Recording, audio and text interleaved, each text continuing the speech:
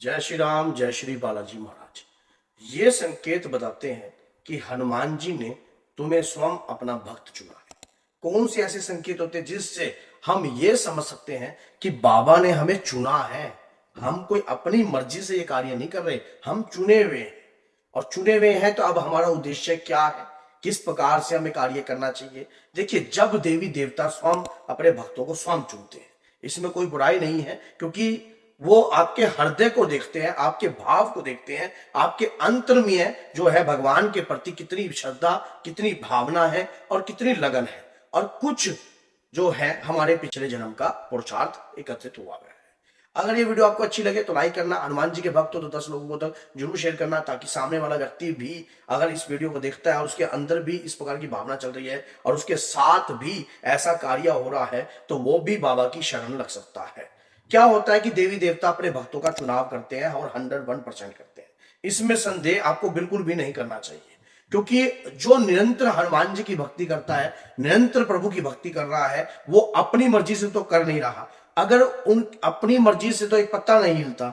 ये बात आप फूक मार के देखो, आपके फूक मारने से पत्ता नहीं हिल रहा, आपके कोई कार्य नहीं हो रहे, वो सब प्रभु की इच्छा से होता है। तो कलयुग में, घोर कलयुग में अगर आप प्रतिदिन हनुमान चालीसा, रामायण का पाठ, सुंदरकांड का पाठ या कोई भी पूजा पाठ नियमित रूप से अगर आप कर रहे हो तो ये आप चुने हुए हो 101%।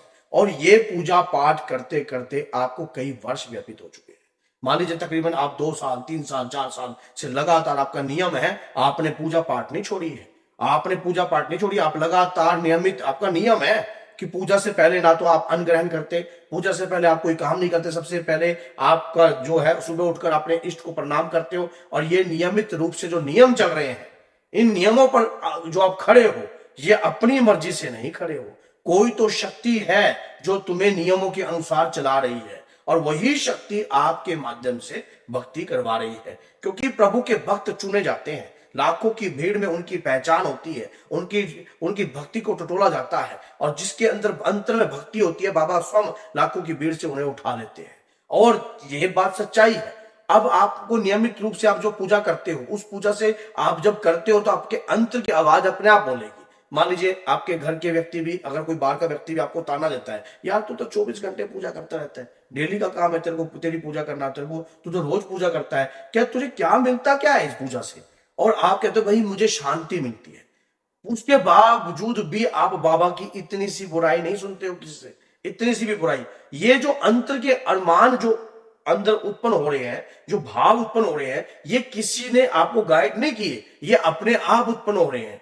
कहीं ना कहीं पिछले जन्म में भी आप बाबा की पूजा करते थे और आप पूजा करते थे और उस जन्म का भी पुरुषार्थ आपने एकत्रित किया है। अब आपकी कई बातें सत्य भी होती हैं, कुछ बातों में प्रभाव उत्पन्न हो चुका है, कुछ बातें में आपके आपके ये होता है कि जो आप कहते हो वो सत्य होने लग गया है। और ये जो ऊर्जा उत्पन्न हो रही है, ये निरंतर भक्ति से हो रही है। और ये कोई, हम अपनी तरफ से कोई भक्ति नहीं कर सकता। भगवान का भक्त अपनी तरफ से नहीं, आंतरिक मन से भगवान स्वयं चुनते अपने भक्त को और स्वयं वो भक्ति करता है, उसकी लगन होती है, अपने इष्ट के प्रति पूर्ण रूप से समर्पण होता है, तो स्वयं भगवान भी उन्हें दर्शन देते हैं, उनकी रक्षा करते हैं, अदृश्य रूप से उनके साथ चलते हैं। कई बार उन्हें उनकी परीक्षा में स्वयं मनुष्य रूप धारण कर उनके सामने आ जाते हैं, लेकिन तब भी वो व्यक्ति जो है अपनी भक्ति से डगमगाता नहीं है और निरंतर अपनी भक्ति करता रहता है। आपके साथ भी अगर ऐसा हो रहा है, घर के लोग ताने मारते हैं, बाहर के लोग ताने मारते हैं, या आपकी भक्ति को कई बार ललकारते हैं, कई बार स्वयं भगवान भी किसी के सिर बोल देते हैं कि क्या है तेरी भक्ति के अंदर, क्यों ऐसा पड़ा रहता है, रोज किसने कहा ये पढ़ना, हनुमान जी, कई लोग तो ऐसे कहते हैं हनुमान जी की पूजा करता है तेरा ब्याह ही नहीं होगा, तो बाल ब्रह्मचारी रह जाएगा। तो कई लोग ऐसे ऐसे ताने मारते हैं, वो स्वयं परमात्मा ही है जो स्वयं आपकी भक्ति को ललकार रहे हैं। ऐसी स्थिति में आपको कभी घबराना नहीं चाहिए, ऐसी स्थिति में आपको कभी डरना नहीं चाहिए, क्योंकि जो हो रहा है वो प्रभु की प्रताप का ही इच्छा है, तभी हो रहा है। नहीं तो आपकी क्या इच्छा, आपकी क्या हिम्मत, आप उनकी भक्ति कर दो, उनके नाम का प्रचार कर दो, डेली उनके नाम का दीप का दान दो, आपकी क्या हिम्मत है? आपके करने से कुछ नहीं हो रहा। आपने तो जो भाव प्रकट करे हैं अपने भगवान के प्रति, वो भाव स्वयं आ रहे हैं और उन भावों का ही ये जो है रिजल्ट जो तुम्हारे सामने है। स्वप्न में हनुमान जी के दर्शन होते हैं, आपको निरंतर हो रहे हैं। आप किसी भी व्यक्ति को ये बात कहने की चेष्टा करोगे या कहने या समझाने का आप प्रयास करोगे तो वो व्यक्ति इस बात को समझेगा नहीं। आप कहोगे कि मैं मेहंदीपुर बालाजी जाते हुए मुझे इतना समय हो गया, मैं सालासर बालाजी जा रहा हूं, मैं जिस भी हनुमान जी के मंदिर रहता हूं मुझे रोना आ जाता है, मुझे भाव उत्पन्न होते हैं। ये भक्ति नहीं है तो क्या है?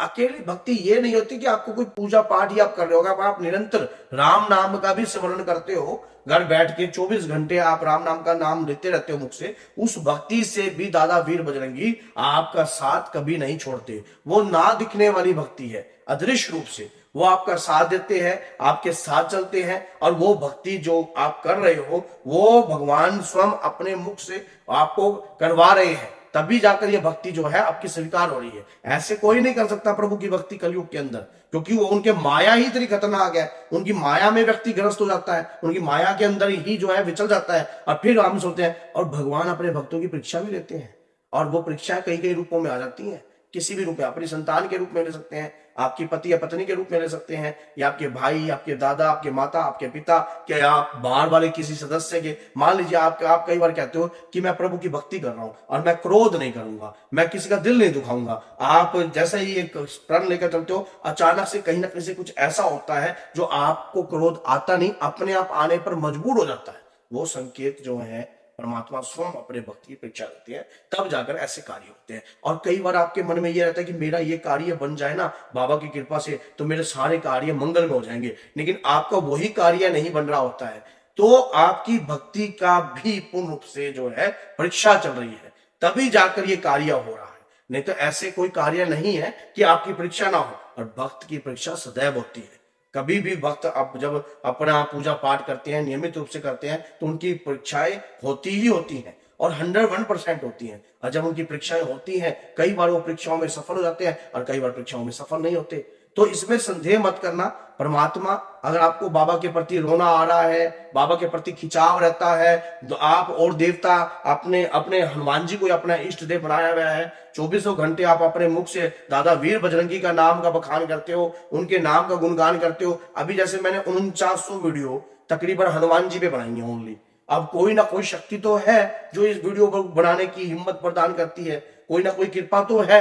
तो जो क्या कोई पिछले जन्म की भक्ति साथ चल रही है, तभी जाकर उनके नाम क्या चर्चा चलती है, तभी जाकर उनके नाम का गुणगान होता है। नहीं तो हमारा क्या हिम्मत, हम दादा वीर बजरंगी के बारे में इतने से शब्द भी कह सके। तो वही बात है, उनकी हिम्मत ही होती है, उनकी शक्ति ही होती है जो हमारे साथ चलती है, हमारे शरीर पर काम करती है। आपके शरीर पर भी वो ऊर्जा बैठकर काम कर रही है। अगर उस ऊर्जा को सही रूप से आप पहचान लो और जान लो। अगर ये वीडियो अच्छी लगी है तो 10 लोगों तक जरूर शेयर कीजिए और चैनल को सब्सक्राइब कीजिए, ताकि और भी इस प्रकार की वीडियो जो है आपके लिए आती रहे। तो बोलिए जय सीताराम, जय माता।